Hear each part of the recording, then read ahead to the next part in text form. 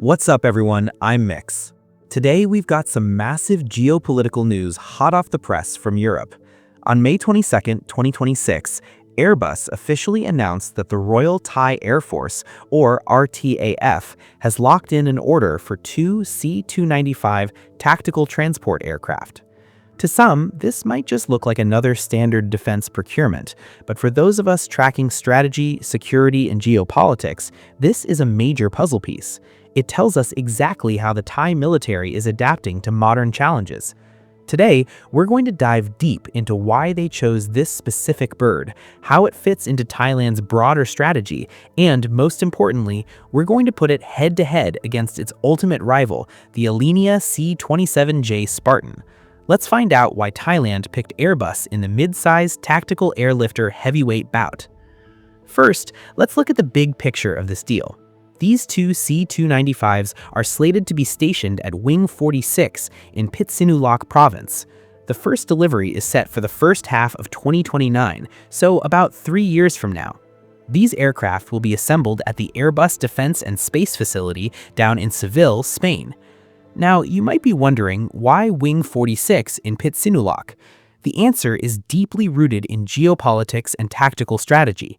Wing 46 is a highly strategic hub responsible for covering Thailand's northern and western regions, which share long borders with neighboring countries.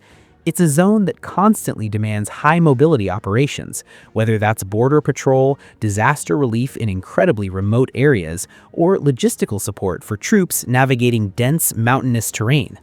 But there's an even deeper layer to this. If we look at the history of Wing 46, it's the legendary home of the Basler BT-67, the aircraft Thais affectionately know as the Royal Rainmaker and the frontline workhorse for aerial firefighting. The BT-67 has served the country for decades and is gradually being retired. So bringing in the C-295 right now isn't just about buying shiny new toys, it's about passing the torch for these critical national missions. Think about it. Northern Thailand battles severe wildfires and intense PM2.5 air pollution every single year. Having a highly maneuverable transport aircraft that can be modified to drop water or fire retardants and can safely take off and land in low visibility conditions is a massive upgrade to the country's disaster response capabilities. Now let's zoom out and look at the geopolitical angle. Thailand sits right at the center of Southeast Asia, a region facing a highly complex web of security challenges. We aren't just talking about the threat of full-scale conventional warfare anymore. The focus has shifted heavily toward non-traditional security threats like natural disasters, massive floods, landslides, and localized border tensions. These situations require rapid, decisive responses. High-speed fighter jets might secure the airspace, but tactical transport aircraft are the real unsung heroes driving these operations. They are the backbone, delivering supplies, deploying troops, and evacuating civilians in crises. By arming themselves with the C-295, the RTAF is sending a clear signal that their priority right now is agility and rapid response in hard-to-reach areas. Another fascinating aspect of this procurement is interoperability. The Royal Thai Army already operates 3 C-295s, having integrated them back in 2016. By choosing the exact same platform for the Air Force, Thailand gains a massive tactical and financial advantage when it comes to maintenance, parts sharing, and pilot training. Imagine if every branch of the military bought a different brand or model. You'd have to build multiple maintenance hubs, stockpile entirely different spare parts, and the budget would completely balloon. By sticking with a unified fleet, Airbus can partner directly with Thai Aviation Industries, or TAI, for tech transfer and local maintenance. From a business and logistics standpoint, this keeps defense spending circulating within the domestic economy and creates high-level engineering jobs for locals. It is, without a doubt, a highly calculated and smart long-term investment. Speaking of value, let's take a closer look at the C-295 itself. This aircraft is engineered to be one of the most rugged, durable, and reliable platforms on the global market. It's got the capacity to haul 70 fully equipped troops or 49 paratroopers, and it can be quickly reconfigured for med-evac missions to transport critically injured patients. But the real selling point, the reason it commands an 85% market share in its class globally, is its short takeoff and landing capability on unprepared, unpaved runways. Whether it's dirt, grass, or gravel, this bird can handle it. That is exactly why it is tailor-made for Thailand's geography, which still has a lot of rugged, remote terrain. But it's not just about brute strength. The tech under the hood is seriously impressive. The C295 is powered by twin Pratt & Whitney Canada PW127G turboprop engines, which are renowned for bulletproof reliability and extreme fuel efficiency. And if you step inside the cockpit of these newer generation C295s, you'll see a state-of-the-art, fully digital glass cockpit. The avionics suite rivals modern commercial airliners. This means pilots have instant, precise access to flight data, weather tracking, and advanced navigation systems. It drastically reduces pilot workload and exponentially increases mission safety, especially during emergencies or the severe tropical weather we frequently see in this region. However, in the mid-sized tactical transport market, the C295 doesn't stand alone at the top of the mountain. It has a legendary rival that fights for global orders tooth and nail, the Alenia C-27J Spartan from Italy. A lot of folks have been asking, why did Thailand go with Airbus instead of the Spartan? To give you a crystal clear picture, I've put together a head-to-head spec and estimated pricing sheet. I'm using standard global market estimates in US dollars to keep things straightforward. Let's take a look at the breakdown. Looking at this data, you're seeing two heavyweights in the exact same weight class, but their design philosophies couldn't be more different. Notice the cabin dimensions. The C-27J Spartan is built wide and tall, 3.33 by 2.60 meters. It's basically a shrunken-down C-130 Hercules. Because of that girth, you can comfortably roll a Humvee or a light armored vehicle straight into the cargo hold. On top of that, it has beefier engines, flies faster, and can carry a slightly heavier payload.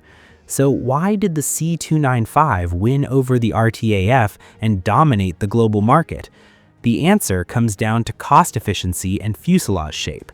While the C295 is narrower and can't fit a tank, it makes up for it with cabin length. It stretches out to almost 13 meters. The result? It can carry more personnel, 70 troops compared to the Spartan's 60. When you look at Thailand's specific operational needs, the vast majority of missions involve transporting troops, deploying paratroopers, conducting evacuations, or dropping supply crates. There simply isn't a high-frequency requirement to airlift Humvees using a mid-sized transport. If the military actually needs to move heavy armor, they already have the heavy-lift C-130 fleet for that exact job. Another factor we absolutely cannot ignore is the regional security context within ASEAN. Over the past few years, our neighboring countries have been aggressively modernizing their fleets. The Philippines recently procured additional C295s. Indonesia is actually a manufacturing hub for Airbus components for this aircraft, and Vietnam is showing serious interest. This trend reflects a broader regional strategy. ASEAN nations are prioritizing highly cost-effective, high-accessibility tactical airlifts over hoarding heavy weaponry for conventional wars. By operating the exact same aircraft as its neighbors, Thailand opens the door for much smoother joint military exercises and streamlined cross-border disaster relief efforts. It's a procurement that pays dividends both nationally and regionally. Beyond operational capability, the real knockout punch here is the price tag and maintenance costs.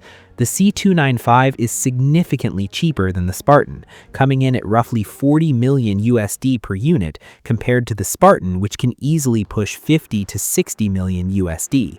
Plus, those powerful engines on the Spartan, they translate directly into higher fuel consumption and steeper maintenance bills. The Royal Thai Air Force read the board perfectly on this one by choosing the more economical option that better fits their primary troop transport missions and leveraging the Army's existing maintenance infrastructure via TAI. The C295 brilliantly fills the mid-tier tactical gap. It's a highly pragmatic, budget-conscious move that ensures operational readiness without breaking the bank. This is especially crucial as the Air Force gears up for a multi-billion-dollar project in the near future to replace its aging C-130 fleet, whether that ends up being the C-390 Millennium or the C-130J Super Hercules. Ultimately, the RTAF's move to acquire the C-295 at this specific moment is a masterstroke. It's a calculated, immediate solution to the shortage of mid-size airlifters, vastly improving their disaster response capabilities, all without creating crippling financial obligations that could derail future strategic procurements. It reflects a highly pragmatic vision focused on real-world utility, sustainability, and self-reliant maintenance. But what do you guys think? What's your take on the Royal Thai Air Force's C-295 deal? Do you think it's the right fit for the country's current operational needs? Or is anyone out there quietly rooting for the Spartan or the C-390? Drop your thoughts down in the comments. I'd love to hear your insights. If you enjoyed this deep dive analysis, don't forget to hit that like button, share, subscribe, and ring the notification bell so you never miss an upload. That's it for me today. I'll catch you guys in the next video.